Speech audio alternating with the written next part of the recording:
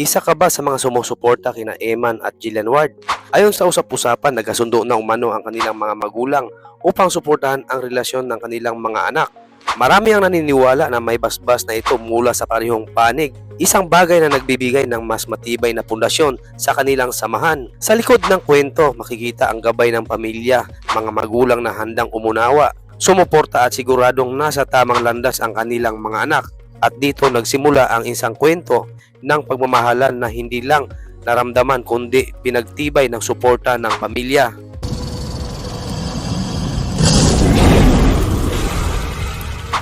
Bago pa man ang ilang araw na pahinga, marami na ang usap-usapan tungkol sa posibleng pagkikita ni Eman at Jillian Ward.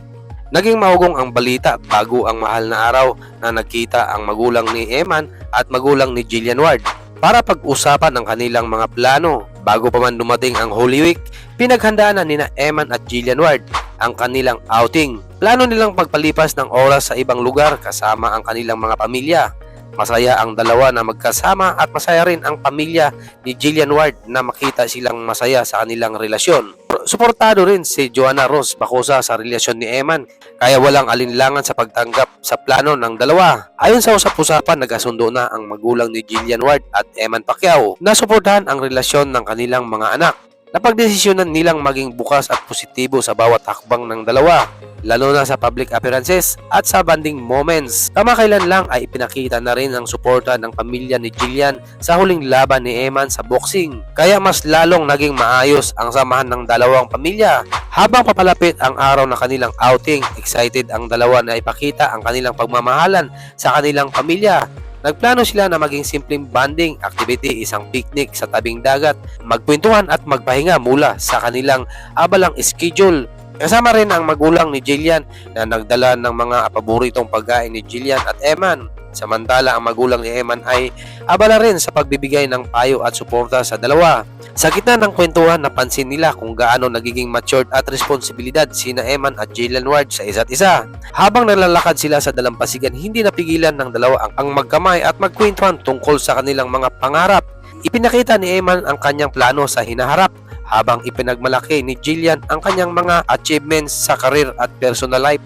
Ang pamilya naman ay nag-uusap sa gilid, napansin ang magandang samahan ng dalawa at kung paano nila pinahalagaan ang bawat isa. Pinuri ng magulang ni Jillian si Eman sa pagiging mabuting anak at sa respeto sa kanilang pamilya. Sa parehong oras, sinabi rin ng magulang ni Eman na tuwa sila sa pagiging responsable at maayos na partner ni Jillian, kaya mas pinagtibay nila ang desisyon na suportahan ang relasyon ng dalawa.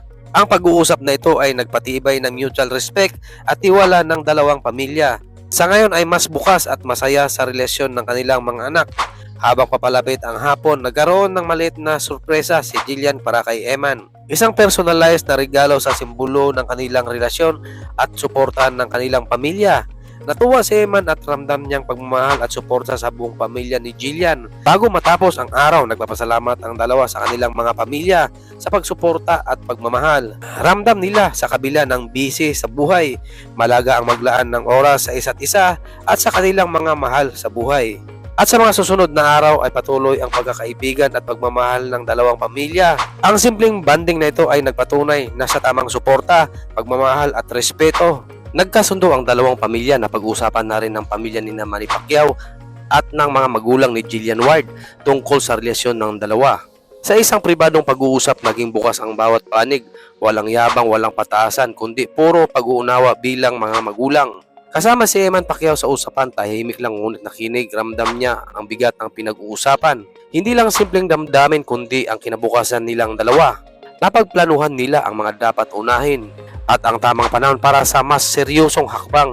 Hindi minadali dahil alam nilang bata pa at marami pang pangarap ang kailangang buuin. Ngunit sa gitna ng lahat, isang bagay ang malinaw na bawat isa. Nakikita nila na nagmamahal sina Eman at Jillian. Hindi man perpekto pero totoo.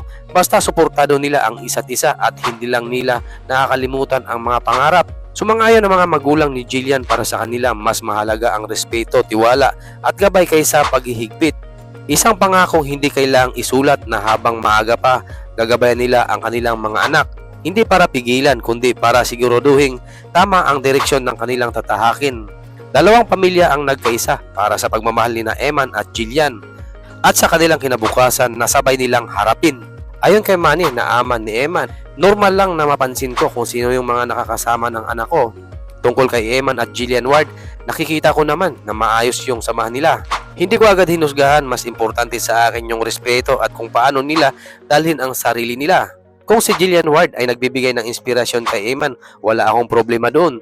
Basta ang bilin ko sa anak ko, unahin niya pa rin ang responsibilidad niya sa pamilya at sarili niya. At bilang ama ni Eman, suportado ako sa kanya. Hindi porket okay ako, ibig sabihin pababayaan ko na. Nandito ako para siguraduhin na tama ang direksyon niya. Sa ngayon, hayaan muna natin silang maging masaya at makilala ang isa't isa. Ayon naman sa magulang ni Jillian Ward, buto daw ito kay Eman Pacquiao at malaki ang tiwala nito sa kanya. Ipinagkatiwala na rin niya si Jillian kay Eman.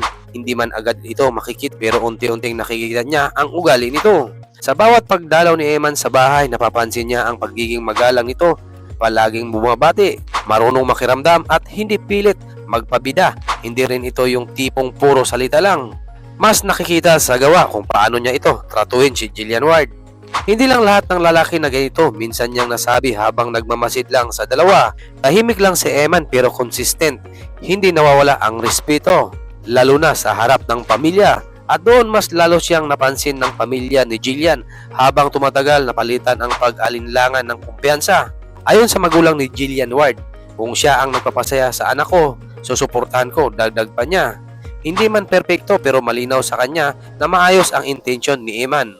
At sa simpleng palitan ng salita na yon, nabuo ang isang bagay na hindi madaling ibigay, ang buong tiwala ng isang ina.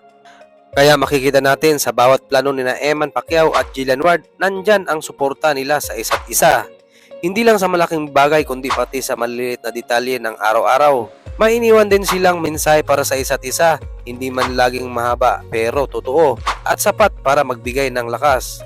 Sa gitna ng kanilang ginagawa, shooting at personal na pangarap, hindi nawawala ang paalala na may taong naniniwala at sumusuporta sa kanila. At sa tuwing napapagod o nahihirapan ang isa, nandun ang isa hindi para solusyonan ang lahat kundi para samahan. Dahil para sa kanila, ang relasyon ay hindi lang tungkol sa saya, kundi sa pagtindig sa tabi ng isa't isa kahit hindi ito madali.